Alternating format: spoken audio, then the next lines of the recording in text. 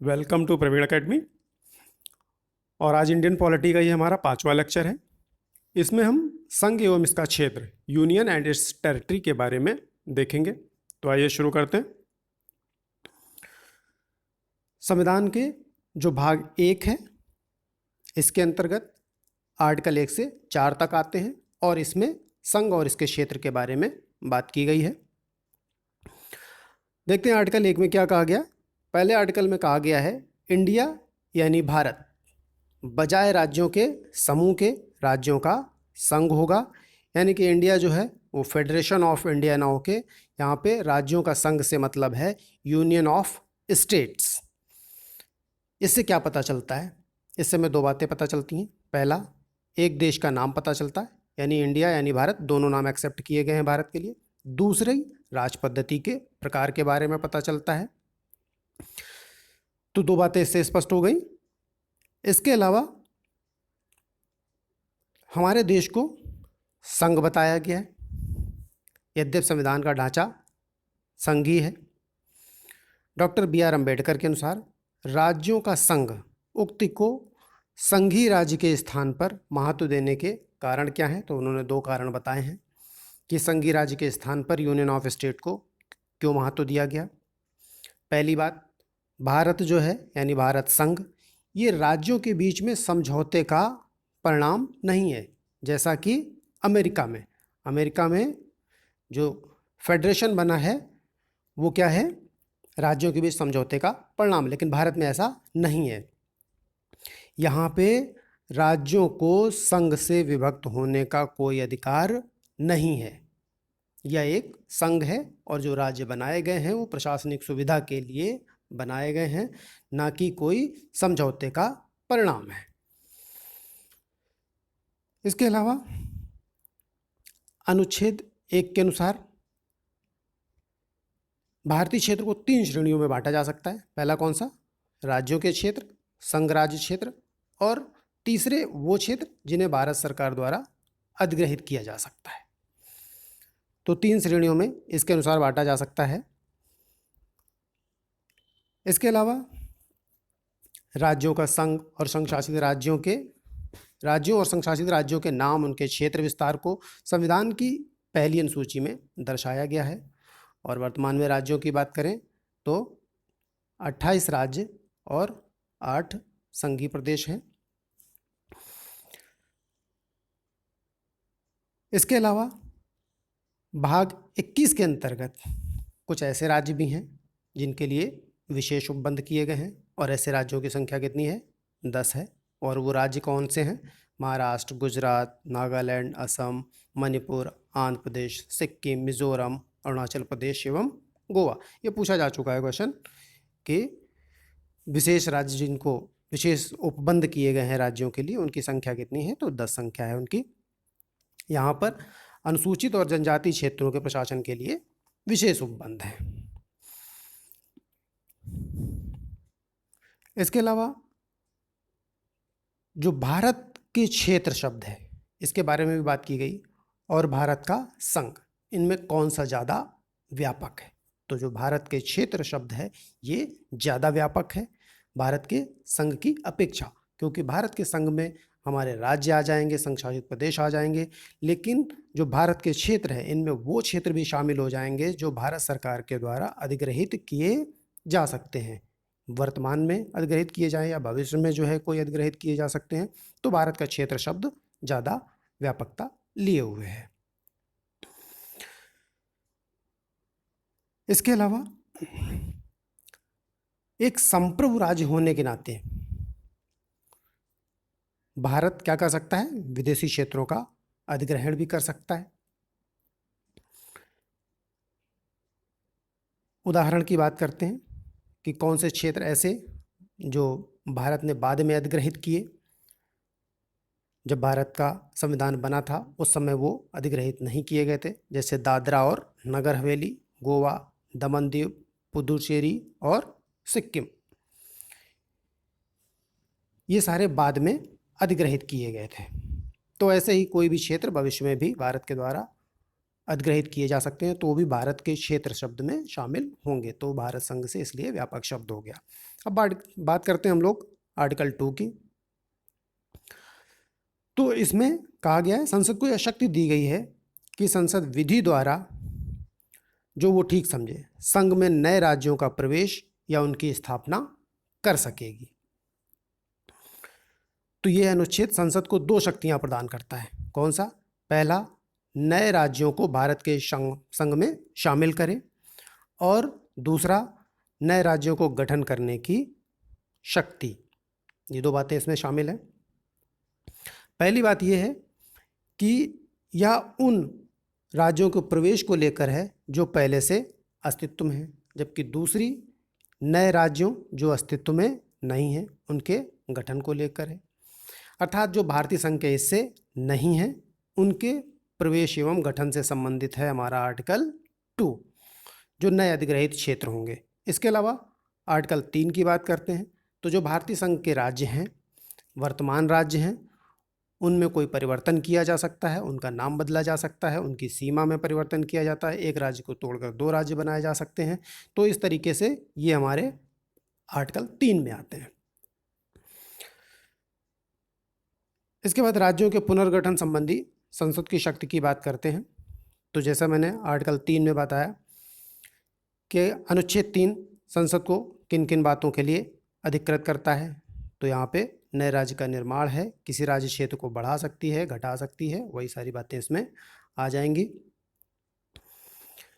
इसके अलावा सीमाओं, राज्य की सीमाओं में परिवर्तन मैंने बताया, उनके नाम में परिवर्तन इस तरीके से संभव है। जो आर्टिकल 3 है हमारा, ये संसद को शक्तियां प्रदान करता है। इसके अलावा आर्टिकल 3 में 2 शर्तों का भी उल्लेख है, उनके बारे में बात करते हैं। पहली क्या है?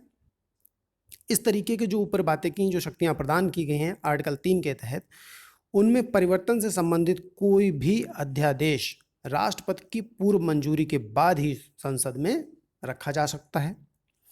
दूसरा, संस्तुति से पहले राष्ट्रपति उस अध्यादेश को संबंधित राज्य के विधानमंडल का मत जानने के लिए भेजेंगे, और यह मत एक निश्चित सीमा के भीतर दिया जाना चाहिए। हालांकि इसकी समय सीमा क्या होगी ये राष्ट्रपति निर्धारित करेंगे, उनके द्वारा डिसाइड किया जाएगा। तो ये 2 शर्तें उसमें जरूरी हैं।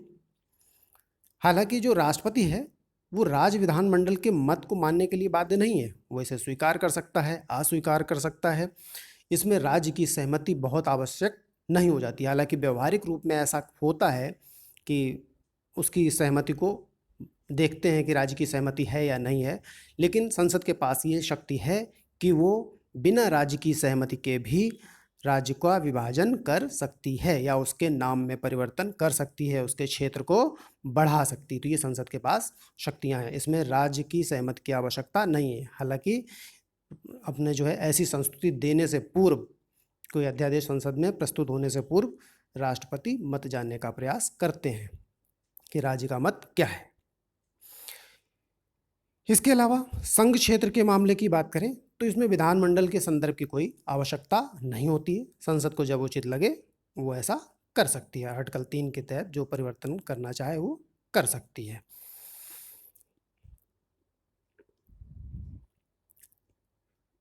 इसके अलावा संविधान के द्वारा क्षेत्रीय एकता या राज्य के अस्तित्व की कोई गारंटी नहीं दी गई है। इसीलिए भारत के बारे में क्या कहा गया है इसको देखेंगे कि जो राज्य हैं वो कैसे हैं, नश्वर हैं, और संघ कैसा है, अनश्वर है। तो भारत क्या हुआ, नश्वर राज्यों का अनश्वर संघ। वहीं पे अमेरिका में क्या है, ऐसा नहीं है। वहाँ पे दोनों के बीच स्पष्ट समझौते की बात मैंने की थी कि वो इस तरीके का संघ है जो दोनों के बीच समझौते का परिणाम है। तो वहाँ पे क्या है, अनश्वर राज्यों का अनश्वर संघ है। यानी भारत में राज्यों को नष्ट किया जा सकता है, एक राज्य को तोड़कर 2 राज्य बनाए जा सकते हैं, या एक राज्य को समाप्त किया जा सकता है, उसे संघ शासित प्रदेश बनाया जा सकता है। जैसे कि जम्मू कश्मीर अभी था, उसको संघ शासित बना दिया गया। या और भी राज्यों के नाम बदले गए, सीमाएं बनाई गई, जैसे कि जो है छत्तीसगढ़ बनाया गया, उत्तराखंड बनाया गया। तो इस तरीके से जो राज्य हैं हमारे यहाँ वो कैसे हैं, नश्वर हैं। तो राज्यों के अस्तित्व को संविधान के द्वारा या हमारे यहाँ गारंटी नहीं दी गई, जबकि अमेरिका में राज्यों के अस्तित्व को संविधान के द्वारा गारंटी दी गई है। इसके अलावा अमेरिका में संघीय सरकार को नए राज्यों का निर्माण या उनकी सीमाओं में परिवर्तन बिना संबंधित राज्यों की अनुमति के नहीं किया जा सकता है। इसके बाद हम लोग बात करते हैं आर्टिकल 4 की। इसमें क्या है, यह स्वयं घोषित किया गया है कि नए राज्यों का प्रवेश या गठन आर्टिकल 2 के तहत, नए राज्यों के बारे में आर्टिकल 3 के तहत संविधान के अनुच्छेद 368 के तहत संशोधन नहीं माना जाएगा। अर्थात इस तरीके के नाम या सीमाओं में परिवर्तन संबंधी चीज़ें हमारी संसद है वो सामान्य बहुमत के द्वारा कर सकती है। इसमें संविधान संशोधन की आवश्यकता नहीं होगी। हालांकि आगे ये क्वेश्चन उठा इसमें कि क्या यह संसद को अधिकार है कि वो किसी राज्य के क्षेत्र को समाप्त कर सके अनुच्छेद 3 के अंतर्गत, या समाप्त कर भारतीय क्षेत्र को किसी अन्य देश को दे दे। तो इसके बारे में उच्चतम न्यायालय ने अपना निर्णय दिया कि सामान्यतः ऐसा नहीं कर सकता है, संसद सामान्यतः ऐसा नहीं कर सकती है। उच्चतम न्यायालय ने साफ साफ कहा कि संसद की शक्ति राज्यों को सीमा समाप्त करने अनुच्छेद 3 के अंतर्गत भारतीय क्षेत्र को अन्य देश को देने की नहीं है, और यह कार्य अनुच्छेद 368 में संशोधन के द्वारा ही किया जा सकता है। और इसके बारे में बताया गया कि संविधान में 90 संशोधन अधिनियम के द्वारा प्रभावी होने पर उक्त क्षेत्र को पाकिस्तान को स्थानांतरित किया गया था, कुछ क्षेत्र। इसके अलावा 1969 में उच्चतम न्यायालय ने व्यवस्था दी कि भारत और अन्य देश के बीच अगर सीमा निर्धारण का कोई विवाद है तो उसको हल करने के लिए संवैधानिक संशोधन की आवश्यकता नहीं है। इस कार्य को कार्यपालिका के द्वारा किया जा सकता है। हालांकि इसमें भारतीय क्षेत्र को विदेश को सौंपना शामिल नहीं है। इसके बाद में केंद्र शासित प्रदेश और राज्यों के उद्भव की बात करते हैं। तो सबसे पहले इसमें हम लोग देशी रियासतों का एकीकरण देखते हैं। शुरुआत में हमारे यहाँ बहुत सारी देशी रियासतें थीं। तो जब स्वतंत्रता अधिनियम 1947 आया तो भारत पाकिस्तान किस में जो है देशी रियासतें शामिल होना चाहती हैं, इसके विकल्प दिए गए थे। तो उस समय भारत में 552 देशी रियासतें थीं जो भारत की भौगोलिक सीमा में थीं। उनमें से 549 भारत में शामिल हो गई और 3 रियासतें बच गईं। कौन सी? हैदराबाद, जूनागढ़ और कश्मीर। इन्होंने भारत में शामिल होने से इनकार कर दिया। यद्यपि कुछ समय बाद इन्हें भी भारत में मिला लिया गया था। और किस तरीके से मिलाया गया था ये भी जानना जरूरी है और याद रखना, क्योंकि पूछा जाता है। हैदराबाद को कैसे मिलाया गया? पुलिस कार्रवाई के द्वारा। इसके अलावा जूनागढ़ जनमत संग्रह, जूनागढ़ को जनमत संग्रह के द्वारा मिलाया गया, और कश्मीर को विलय पत्र के द्वारा भारत में शामिल किया गया था। इसके अलावा 1950 में संविधान ने भारतीय संघ के राज्यों को 4 प्रकार से वर्गीकृत किया। का, खा, गा और घा, इस तरीके से 4 भाग बनाए गए और ये उस समय संख्या में 29 थे। तो का में कौन से राज्य शामिल थे? जो ब्रिटिश भारत में गवर्नर के शासन था जहाँ पे।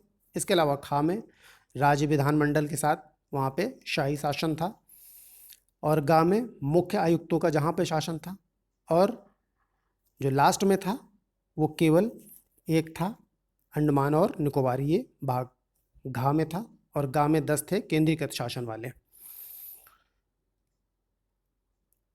इसके बाद में कुछ समितियों की बात करते हैं जो राज्यों के गठन से संबंधित थी। तो इसके बारे में पहली समिति जो बनी थी वो थी धर आयोग। इसके बाद में जेवीपी समिति बनेगी, इसके बाद फजल अली वगैरह और भी बनेंगी, लेकिन सबसे पहले इसमें बनाई गई वो थी धर आयोग। इसका गठन कब हुआ? 1948 में हुआ, क्योंकि मांग चल रही थी कि राज्यों का पुनर्गठन किस आधार पे हो, तो भाषाई आधार पर मांग चल रही थी, तो इस वजह से इसका गठन किया गया था। तो 1948 में जो धर आयोग बनाया गया, इसने अपनी संस्तुति 6 महीने के करीब में दी, दिसंबर 1948 में ही दी, और इसने भाषा के आधार पर राज्यों के पुनर्गठन करने से इनकार कर दिया, बल्कि इसने कहा कि प्रशासनिक सुविधा के अनुसार गठन होना चाहिए। इसके बाद दूसरी कमेटी बनाई गई, वो बनाई गई दिसंबर 1948 में, और ये थी JVP समिति। ये भी याद रखना है कि इसमें कौन से लोग थे, जैसे जवाहरलाल जी और दूसरे वल्लभ भाई पटेल जी, और इसके बाद पट्टाभी सीता रमैया। तो ये JVP ये समिति बनाई गई। ये क्वेश्चन पूछा जाता है कि इस समिति में कौन कौन शामिल थे, इसलिए पता होना जरूरी है। इसने भी औपचारिक रूप से अस्वीकार कर दिया कि राज्यों का गठन भाषा के आधार पर नहीं होना चाहिए। इसके बाद एक भूख हड़ताल चल रही थी कांग्रेसी कार्यकर्ता के द्वारा, जिनका नाम था पोट्टी श्रीरामल्लू। तो इस वजह से 1953 में भारत का पहला भाषा के आधार पर गठित राज्य बना आंध्र प्रदेश। तो फिर से मांग जोर पकड़ने लगी कि भाषा के आधार पर राज्यों का गठन होना चाहिए। तो फिर से फजल अली आयोग बनाया गया, और ये कब बनाया गया? 1953 में बनाया गया। ये 3 सदस्यीय था। इसमें 2 अन्य सदस्य कौन से थे? KM पनिक्कर और HN कुंजरू। इनके नाम याद रखना जरूरी है, क्वेश्चन पूछा जा चुका है इस पर।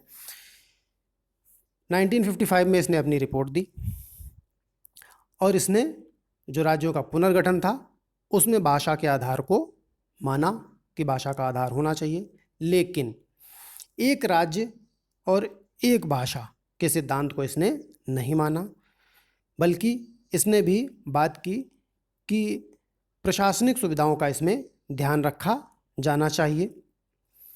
तो इसने भाषा को स्वीकार किया था, लेकिन एक राज्य एक भाषा के सिद्धांत को अस्वीकार कर दिया था। इसके अलावा राज्य पुनर्गठन अधिनियम 1956 और 7वें संशोधन अधिनियम 1956 के द्वारा जो ये भाग का खा कई सारे बनाए गए थे, जिनमें का और खा के बीच की दूरी को कम कर दिया गया, गा को समाप्त कर दिया गया, और पड़ोसी राज्यों को एक साथ मिला दिया जाता है। और इसके परिणाम स्वरूप 1956 में जब पुनर्गठन हुआ तो 14 राज्य और 6 केंद्र शासित प्रदेशों का गठन किया गया 1956 में। तो अब देखते हैं 1956 के बाद बनाए गए नए राज्य और संघ शासित क्षेत्र कौन से थे, इसके बारे में। तो 1960 में महाराष्ट्र और गुजरात राज्य बनाए गए, किससे? बम्बई को तोड़कर। तो इससे पृथक होकर 2 बने, महाराष्ट्र और गुजरात। और कब बने? 1960 में। क्वेश्चन पूछा जा चुका है, इसलिए ध्यान रखना है। महाराष्ट्र यानी मराठी भाषी, और गुजरात गुजराती भाषी लोगों के लिए। तो गुजरात इस तरीके से क्वेश्चन पूछा जा चुका है। 15वां राज्य था भारतीय संघ का, जो पुनर्गठन के बाद बनाए गए, उनमें 15वां राज्य कौन सा था? गुजरात था। इसके बाद दादरा और नगर हवेली, यहाँ पे 1954 में इसके स्वतंत्र होने से पहले किसका शासन था? पुर्तगाल का शासन था। और 1961 में इसे संघ शासित क्षेत्र में परिवर्तित कर दिया गया। फिर गोवा और दमन दीव, इनके बारे में बात करते हैं। तो 1961 में पुलिस कार्रवाई के द्वारा इन तीनों क्षेत्रों को अधिग्रहित किया गया। कौन से? गोवा, दमन और दीव को। 1987 में गोवा क्या हुआ? पूर्ण राज्य बन गया। तो याद रखना है, 1987 में गोवा पूर्ण राज्य बना, और दमन और दीव को पृथक केंद्र शासित प्रदेश बनाया गया। इसके बाद पुडुचेरी की बात करते हैं। इसमें पुडुचेरी, कराईकल, माहे, यनम, ये 4 बस्तियां इसमें शामिल थीं। इसके पहले यहाँ पे किसका शासन था? फ्रांस का शासन था, और फ्रांस ने इसको 1954 में भारत के सुपुर्द किया था। इसके बाद में 1963 में नागालैंड का गठन किया गया।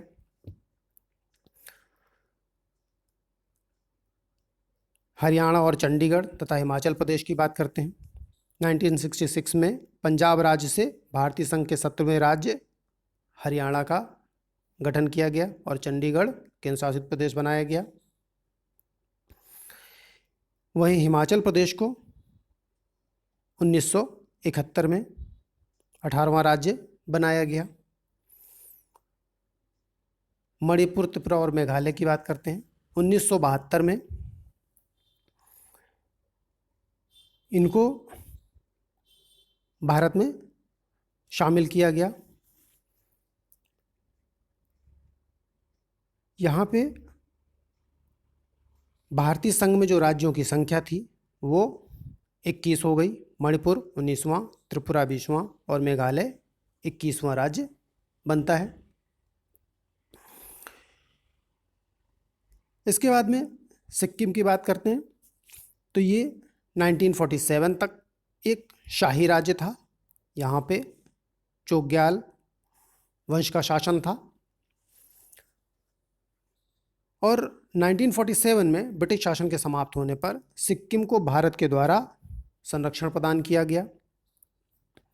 इसके बाद 35वें संविधान संशोधन अधिनियम 1974 पूछा जा चुका है, इसको याद रखना है। इसके द्वारा सिक्किम को एक संबद्ध राज्य बनाया गया और फिर 36वें संविधान संशोधन अधिनियम 1975 में इसको पूर्ण राज्य का दर्जा दिया गया, क्योंकि वहाँ पे जनमत के दौरान ये बात निकल के आई कि चोग्याल के शासन को समाप्त किया जाना चाहिए।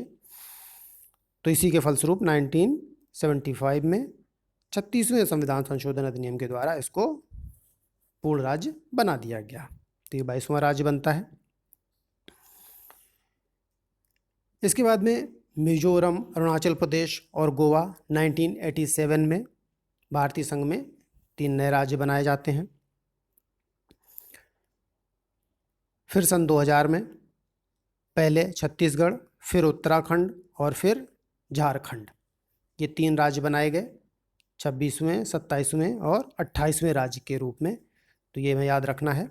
इसके बाद में 29वां राज्य ये तेलंगाना बनाया जाता है 2014 में, लेकिन जम्मू कश्मीर को राज्य का दर्जा समाप्त होने की वजह से फिर से 28 राज्य हो गए। इसके अलावा नामों में परिवर्तन की बात करते हैं तो कुछ नाम में परिवर्तन भी किए गए। जैसे संयुक्त प्रांत पहला राज्य था जिसका नाम परिवर्तित किया गया और नाम 1950 में बदल के क्या कर दिया गया? उत्तर प्रदेश कर दिया गया। मद्रास का नया नाम तमिलनाडु हो गया। मैसूर का नया नाम कर्नाटक हो गया। लक्षद्वीप, मिनिकॉय और अमीनी द्वीप का नाम बदल के लक्षद्वीप कर दिया गया। इसके अलावा 1992 में संघ शासित प्रदेश दिल्ली का नया नाम हो गया क्या? राष्ट्रीय राजधानी क्षेत्र दिल्ली। और ये बदलाव किसके द्वारा हुआ? 69th अमेंडमेंट 1991 के द्वारा 1992 में। इसके बाद 2006 में उत्तरांचल का नाम बदलकर उत्तराखंड कर दिया गया था और पांडिचेरी का नाम बदलकर पुडुचेरी किया गया। तो इसी के साथ में 5वां लेक्चर हमारा ये कंप्लीट होता है, जिसमें हमने संघ और इसके क्षेत्र के बारे में पढ़ा। Thank you.